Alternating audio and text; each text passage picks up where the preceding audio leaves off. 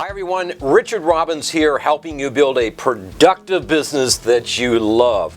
Today what I want to talk about are 5 ideas on how to help you successfully negotiate your commission. Now first of all, let's just get a couple things straight. We all know that commissions are flexible, I understand that, but the big one is this: in the absence of value, in the purchase of anything, price is always going to be an issue. So think about what we're dealing with right now, especially in a busy market. If you're working in a busy market, then most sellers, they think all I have to do is get my home on the MLS system and it's going to sell. Now, we know that's not totally true, but that's what it is they're thinking. So in the absence of value, it puts downward pressure on price. So let me give you 5 ideas on how you can be more successful in negotiating your commission. The first is this. The first is you've got to qualify your prospects. Because let's face it, if your prospects are unmotivated, hey, and if they don't care if they're going to sell, well, guess what? Commission is going to be a major issue. So imagine this. Imagine somebody calls in and, hey, can you stop over and talk to us about selling our house? And you go, that'd be great. And then you might say, well, I'm curious, how did you come to call me? Oh, my friend John told us about you and said we should talk to you. Oh, that's wonderful. I'm going to have to thank John. Well, I'm looking at my calendar. Could maybe tomorrow around 2 o'clock work, or would maybe Friday at 4 work better? Well, let's go with Friday at 4. Excellent. Now, may I ask you a couple questions, if you don't mind, to help me better prepare for our time together? You go, okay, sure. Well, first of all, I'm curious, where are you moving to? Oh, you know, we're moving in the same area. We just want maybe a little smaller house. Excellent, not a problem. And when did you want to get moved by? Well, we'd like to be moved definitely within the next 6 months. We want to be settled before, the kids go back to school. We've got 2 children out of school and we've got 2 that are still in school. Great, not a problem. So it sounds to me like the reason you're moving is that, you're downsizing a little bit because you don't need the space anymore. Is that correct? And they go, well, that's exactly what we're doing. We got 2 kids that have already left, so we just don't need the space anymore. Excellent.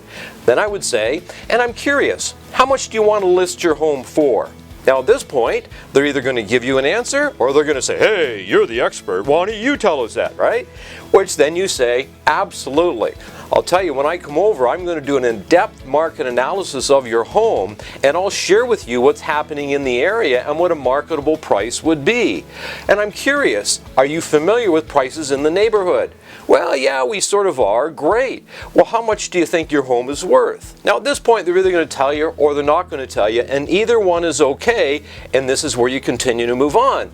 And then you'll say to them, what are you looking for in a real estate professional? Is there something specific you're looking for? Well, yeah, we want somebody that knows the area, we want somebody who's getting a good commission. And by the way, how much do you charge?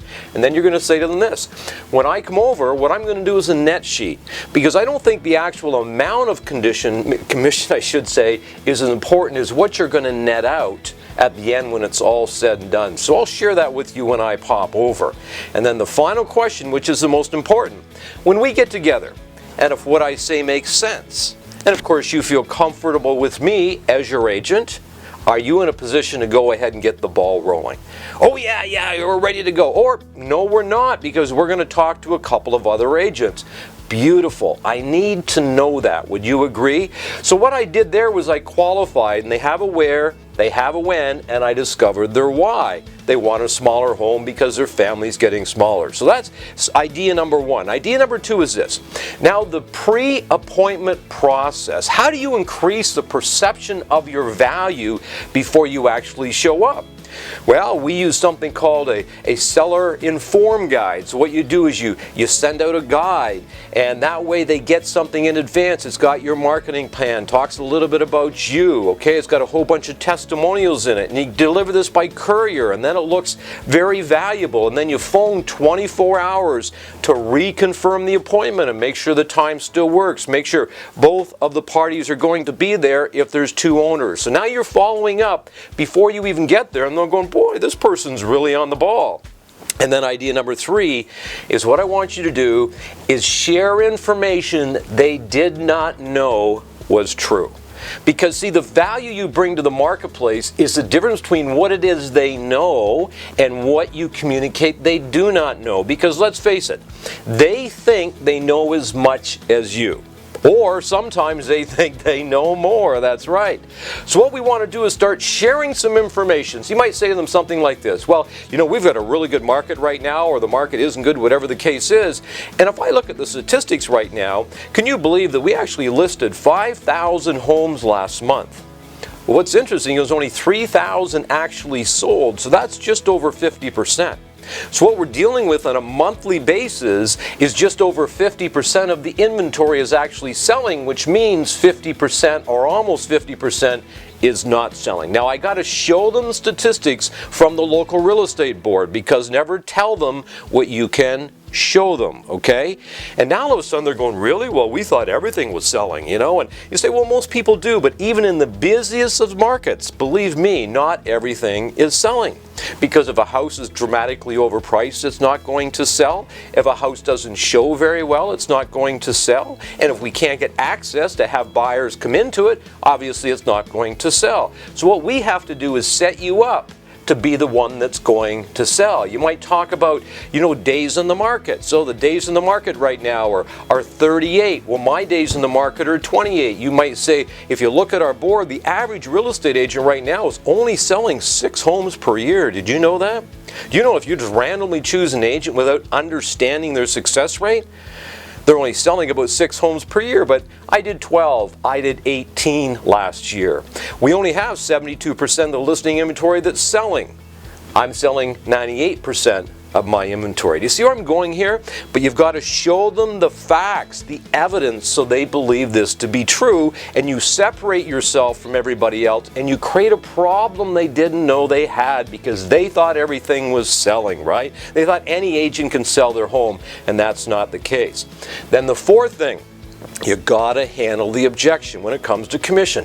Are they going to ask you about commission? In a lot of cases, yes. They feel that need to, but sometimes they just want to ask. But let me tell you, if you've qualified and now they want to sell their house, you have a pre-appointment process where you've increased the perception of your value. You've done a mind-blowing listing presentation where you have shown them they didn't quite know as much as they think, and not everything is selling. All of a sudden now, the relationship has changed where they actually are starting to feel like they need you. So imagine this. Somebody says, well, it sounds like you're really good at what you do, but will you cut your commission by 1%? And you can say, well, I understand that you can ask that. Yes, absolutely. And by the way, commissions are flexible. But you want to know something? I'm actually negotiating 1.2% higher than the market average. So actually, by working with me, you're going to net out 0.2% higher. Or they might say, oh, the other agent said they'd give me a better deal. And you might say, Mr. and Mrs. Seller, let me ask you this. This home is your most valuable asset, correct? Yes, it is. If you're going to sell your most valuable asset, I'm assuming you want to get the best qualified agent and the most skilled negotiator. Does that make sense? Well, yes, it does. Well, if somebody walks in your house and if they can't sit down with you, and man, if they can't negotiate their own paycheck, their own commission, if they don't see that value in themselves, you want them negotiating your most valuable asset, here's what I'm willing to do. Okay? I'm willing, to agree on this particular commission, but I'm also willing to go to bat for you when the offer comes in. So at the end of the day, you're going to net out more money. Would you like to go ahead and get started?